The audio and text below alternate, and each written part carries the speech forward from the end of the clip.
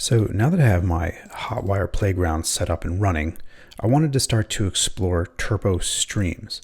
Turbo streams are essentially a way to update portions of the current view using a special type of response content. And I'm going to use counters as a way to demonstrate this as simply as I can. So I have this page here, and you can see it was rendered at 11:52:42, and if I add a counter, you can see that the rendering of the page didn't change, so the page has not refreshed, and yet we've added content. And if we look at the network request, what we can see is we called add HTM, which is actually just mapping to add CFM behind the scenes. And instead of a full page response, what we get is this turbo stream response. And inside, here is the markup for my counter. That's what I added here. And we can go ahead and increment the value on this, and you can see that every time we increment it, we're actually making another fetch request back to the server. And again, the server responds with not an entire ColdFusion page response, but a turbo stream response that contains just the markup of the counter that we want to replace. You can see here it's responding with counter value 8, which is what we end up swapping into the page. And we can go ahead and remove this. And if we look at the remove, you can see we have a turbo stream action of remove, and this was the ID of the element that turbo drive removes from the page. And what we can see by doing a bunch of these, let's just clear out some of our stuff here. We add one, and this was rendered at 11:55:19, and we can increment it. And you can see as we increment it, the timestamp here is changing. And that's because we're fully swapping out this entire DOM element related to the counter.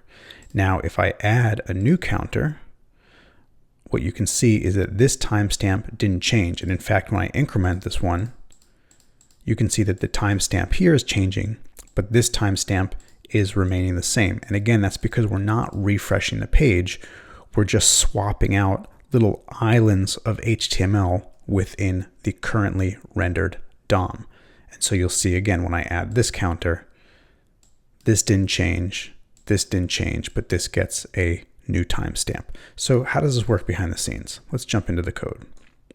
So the cornerstone, it seems, of the turbo stream oriented architecture is this concept of modular and reusable view components.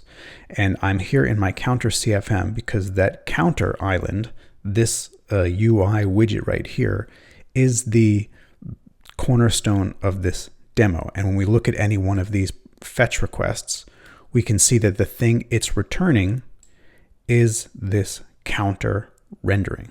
So if we're going to render this counter in the add response, in the increment response, we're going to render, we can just clear this page out and look at the, so we refresh the page, and if we jump in here, you can see that we have a bunch of the counters here in the default rendering. So if we're going to be rendering this counter over and over and over again in various responses to various API calls, we don't want to have to duplicate that logic.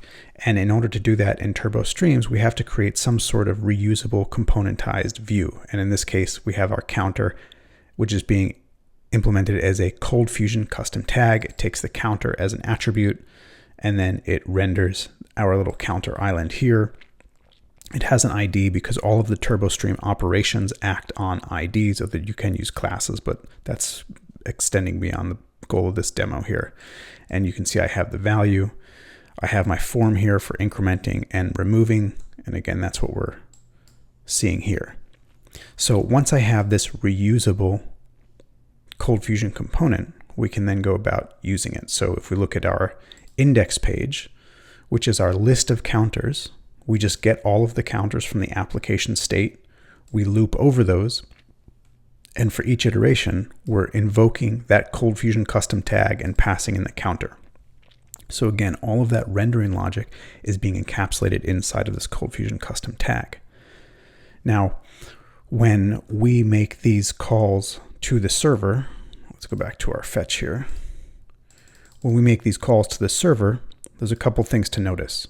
If we look at the headers, what we'll see is that when turbo drive makes the request to the server, it's injecting an accept header value of Turbo Stream.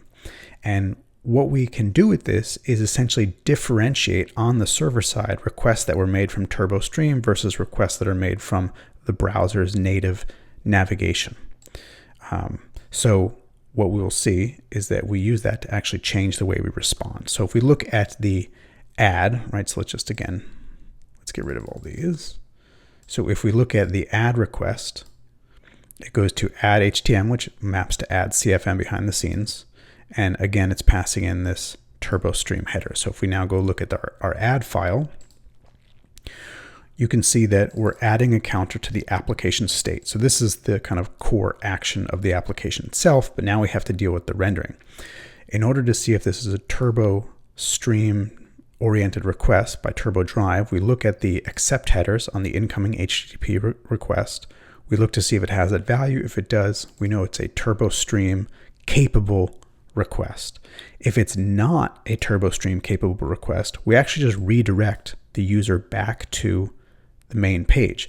And that's a little tricky to wrap my head around, at least at first, because what that means is if this is not a Hotwire enhanced application, when I click that add button, I'm actually navigating to this add CFM page in the browser. I'm doing a full page navigation.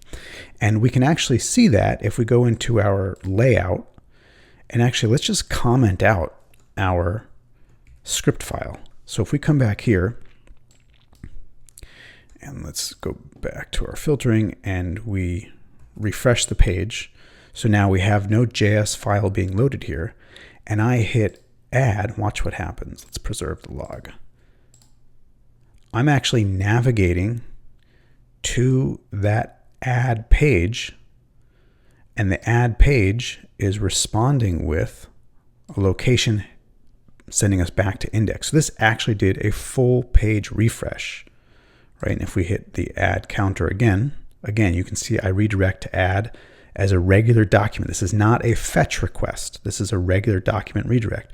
Similarly, when I do increment, you'll see that I'm actually doing a full document redirect to increment, and then that's sending me back to index.htm. Remove does the same thing. It sends me to remove as a full document page refresh navigation, which then sends me back to index. So we can progressively enhance our Hotwire application. But jumping back into add, if it is a Turbo Stream, meaning we skip over this, now we have to render our Turbo Stream response. And you can see here I'm responding with an HTML of type Turbo Stream. This VND here stands for vendor. So this is what Turbo Drive is going to be looking for. And here we include our single Turbo Stream directive of action append. I'm going to append it to the DOM with ID counter.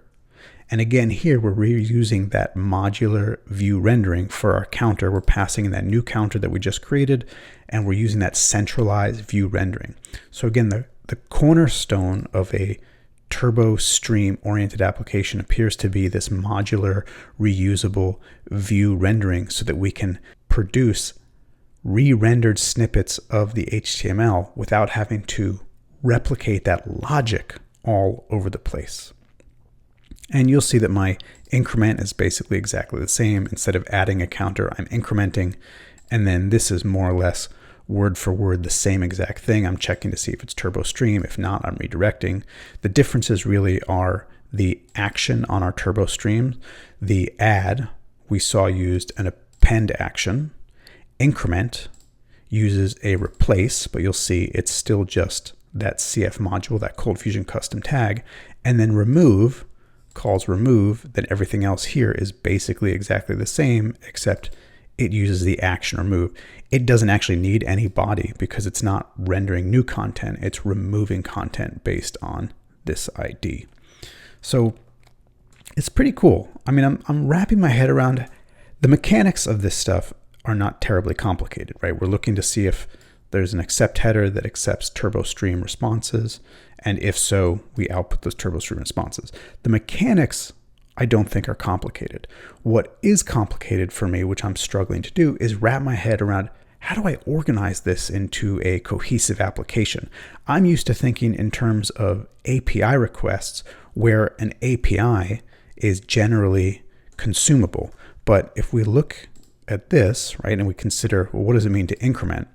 I'm changing the state of the application, but the response to this is not a generic, your counter has been updated. It is a very specific view, highly coupled response saying, and this is the way you want to change the DOM. So it's very tightly coupled to the DOM, which means it's not really an API request per se.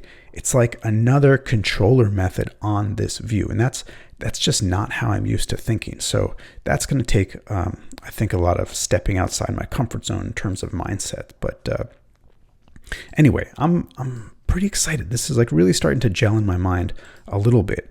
And granted, this is all local development, but this is, I think, surprisingly fast. Like I can click this pretty fast and it just works. And you know, we look at the timing here and it's in the tens of milliseconds of response time. And it's super lightweight in terms of the content that's being returned. Anyway, just trying to wrap my head around how a Hotwire application can be put together and how it can play nicely with ColdFusion. I think Turbo Stream is going to be a super critical part of the way this all works. So hopefully there's something interesting in here for you.